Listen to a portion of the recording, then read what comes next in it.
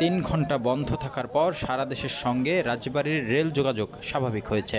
বৃহস্পতিবার সকাল 10টা 15 নাগাদ লাইনচ্যুত বগিটি উদ্ধারের পর ওই রুটে ট্রেন চলাচল স্বাভাবিক হয়।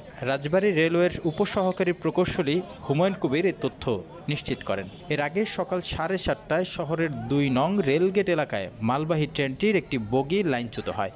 এতে মেন লাইন ব্লক হয়ে যাওয়ায় রাজবাড়ীর সঙ্গে ঢাকা, দৌলতদিয়া ও খুলনা রুটের রেল যোগাযোগ বন্ধ হয়ে যায়।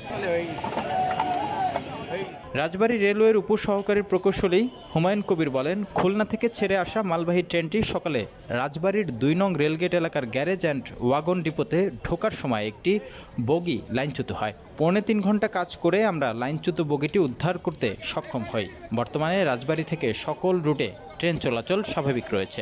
এদিকে Rajbari railway station master Tanmoy Kumar Dutta বলেন, বগি লাইনচ্যুতির পর থেকে উদ্ধার পর্যন্ত এই রুটে শুধুমাত্র দৌলতদিয়া থেকে পোড়াদহগামী লোকাল শাটল ট্রেনটি চলাচলের শিডিউল ছিল, যে কারণে এই একটি ট্রেনই শিডিউল বিপর্যয়ের মুখে পড়ে।